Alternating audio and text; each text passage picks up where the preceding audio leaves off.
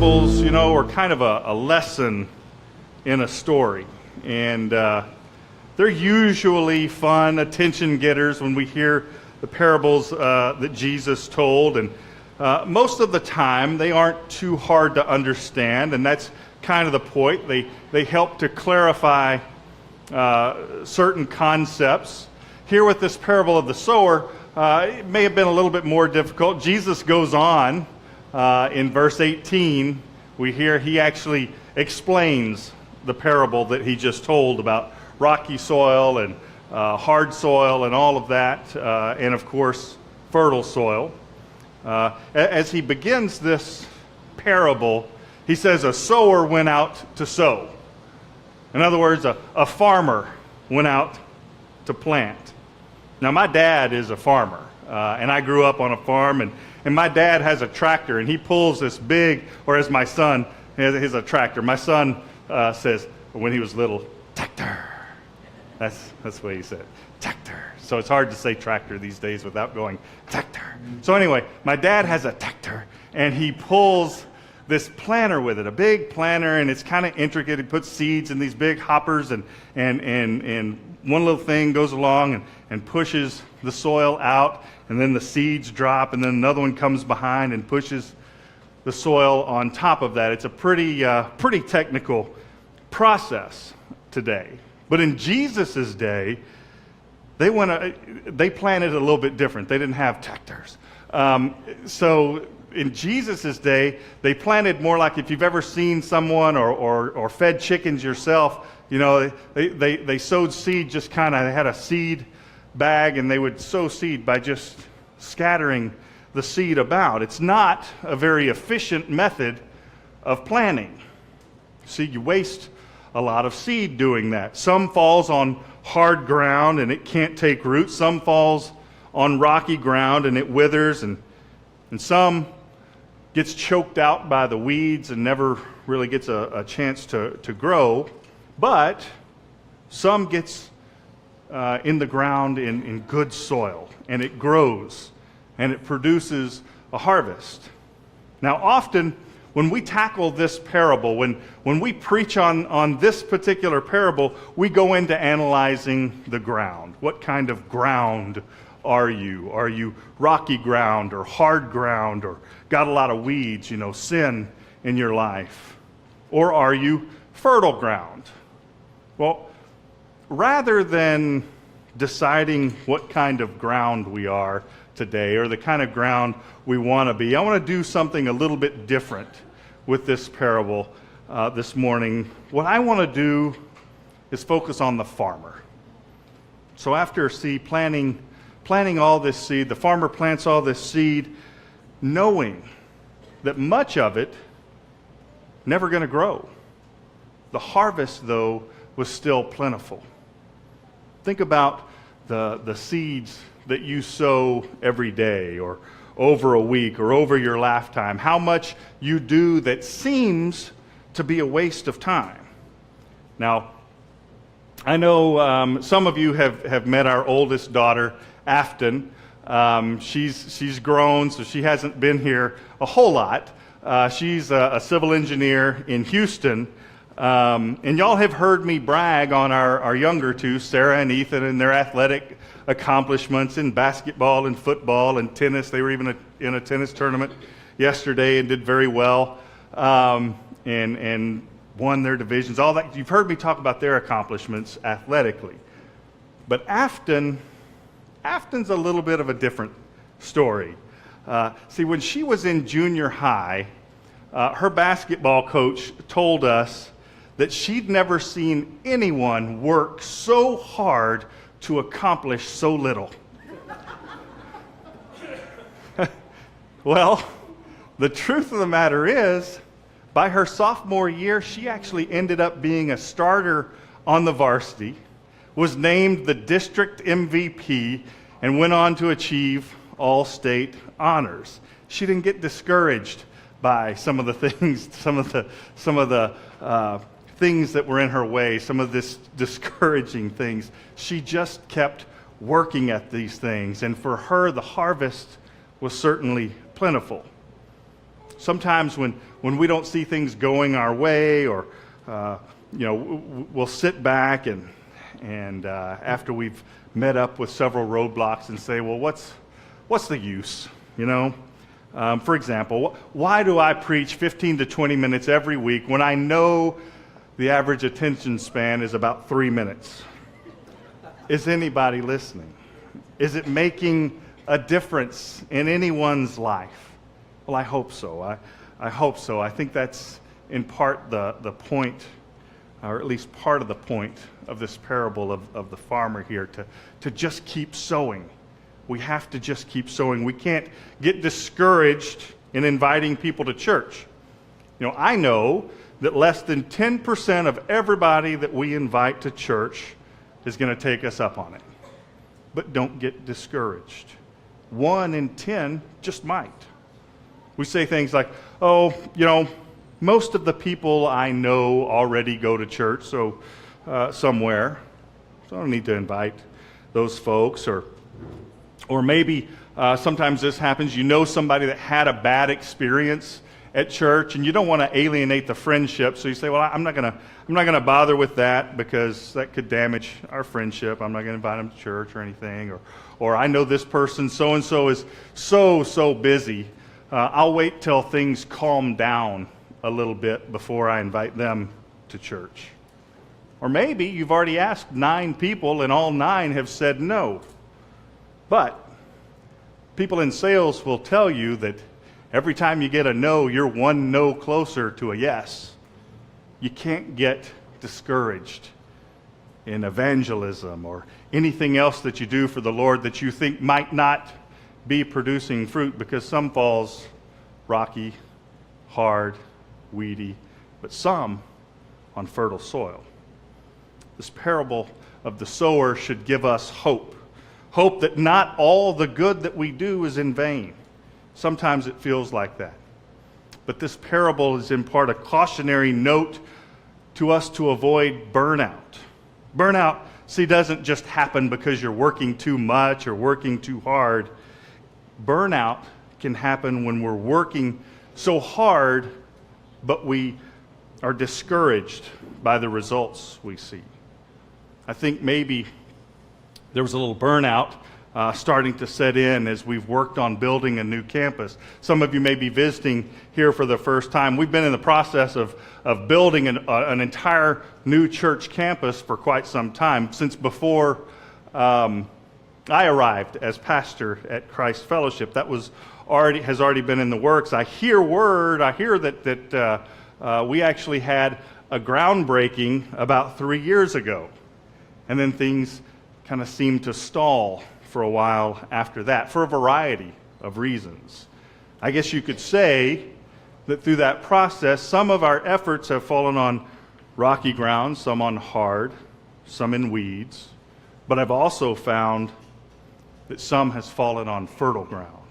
We've got some great leaders within this church who have worked very hard through the design process, through the design phase, some who have worked through the financial commitments, some that have given hours and hours consulting with our design build firm.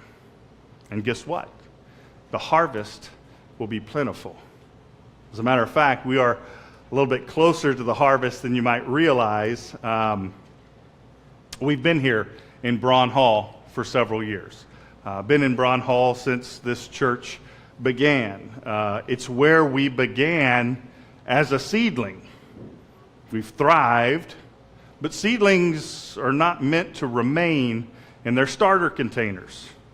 Now, I used that analogy a couple of weeks ago about buying a plant at a garden center or somewhere. Braun Hall has been a great place to start a church as a seedling.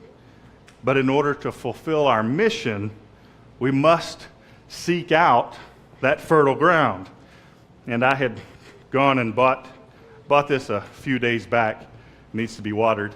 But this is what I'm talking about. We have to, in order to grow, we have to remove ourselves from the container that's Braun Hall.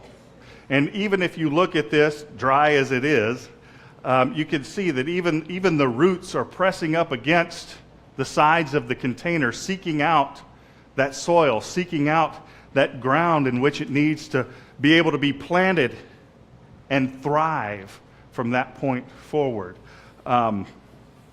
So I want to make an exciting announcement here this morning. We're coming out of the container, of that constricting container that is Braun Hall. See, a few weeks ago, our administrative council met. We set up some tables over here, and everybody on that council was there, and maybe even a couple of extras showed up for this administrative council meeting. And we talked about several things regarding the church at that meeting, and among the things we talked about was Braun Hall. See, our lease is actually expired here, and for the last few months, we've been doing some brainstorming as to what's next. And I won't bore you with all the details of the negotiation process and all the things that we've talked about with Braun Hall. But when it came down to it, I believe that the Lord has led us in a direction of stepping out in faith. Now, I know you're saying, "Hey, Pastor, what's going on?" Well, to go further, I used to have a pastor that would say, if I'm going to walk on water, I want to know where the stones are to take a step. But I think that's kind of missing the point to what we're talking about here. Our eyes shouldn't be fixed on the stones that we can see to set our feet on. Our eyes should be fixed on Jesus. You remember Matthew 14. We read from Matthew 13, but as we read further in the scripture, we get to chapter 14, where Jesus asks Peter to step out of the boat and walk on water. So Peter got out of the boat and walked on water and came to Jesus. But when he saw the wind, he was afraid, and beginning to sink, he cried out, "Lord, save me." Jesus immediately reached out his hand and took hold of him, saying to him, "O you of little faith, why did you doubt?" We're stepping out of the boat here. We're stepping out of the boat as the Lord has commanded us. We're stepping out of Braun Hall on August 27th. That's right. August 27th will be our last worship service here in Braun Hall. I know it's a little bit bittersweet, but think about it. We're moving into this mission field that we've been called to, where we know there is fertile soil that we have been called to plant among. So let's get a little bit closer to our new permanent home. So where are we going exactly, right? That's what you're wondering. Where are we going exactly? Well, our trustees and our leaders are negotiating that now. We've got a couple of different options that we're looking at and nailing down. And you're saying now, what? Wait, what? We don't actually have a place yet? But when he saw the wind, he was afraid. And beginning to sink, he cried out, "Lord, save me." Jesus immediately reached out his hand and took hold of him, saying to him, "O you of little faith, why did you doubt?" Friends, this is an exciting time. We're making true progress, moving that much closer to our mission field over on Shanefield Road. See, we wouldn't be doing any of this if being planted in fertile soil wasn't imminent. Now, it may be natural to mourn Braun Hall a bit, or even worry about leaving the security of the place that we've been for the last several years. But the Great Commission is to go, therefore, and make disciples of all nations, baptizing them in the name of the Father and of the Son and the Holy Spirit, teaching them to observe all that I have commanded you. And behold, I am with you always to the end of the age. We know where it is that we have been called to. And we know the mission that we've been called to, and we're answering that call in faith. And best of all, we know that God is with us always. So getting back to our parable this morning, I know that there are some of you here that have probably wondered if we're really, truly, eventually going to be moving to a new building. Because over the years we've hit so many roadblocks. We've had some bad luck with contractors. We've battled various municipal and county bureaucracies. We've gotten bad news from the fire marshal at times. Maybe some of you are sitting there and have at some point maybe even resigned yourselves to saying, well, we're never really going to leave Braun Hall. Why bother getting our hopes up this time? Why bother? Well, because even though some seed falls on rocky ground, some on hard ground, and some in the weeds, some falls on fertile soil and produces a bountiful harvest.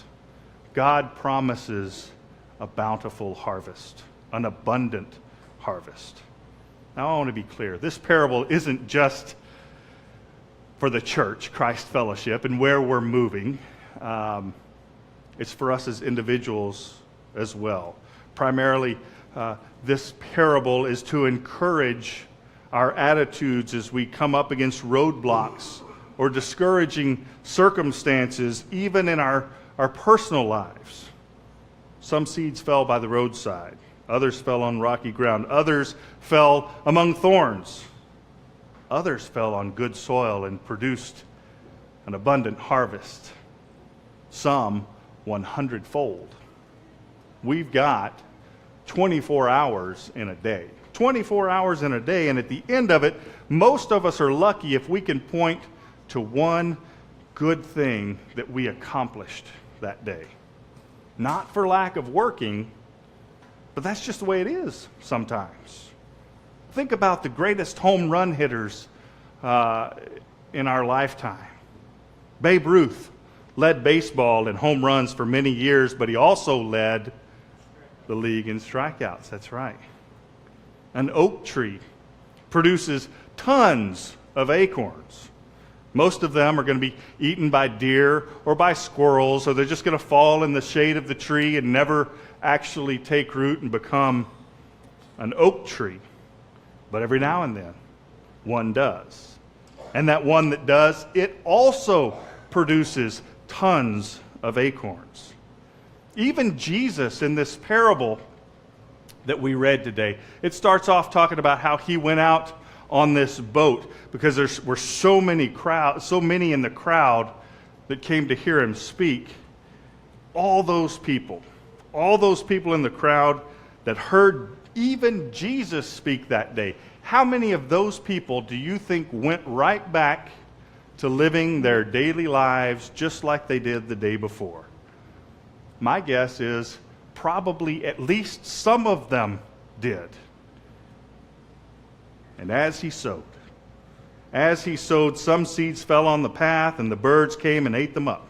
Other seeds fell on rocky ground where they did not have much soil, and they sprang up quickly since they had no depth of soil. But when the sun rose, they were scorched. And since they had no root, they withered away. Other seeds fell among thorns, and thorns grew up and choked them.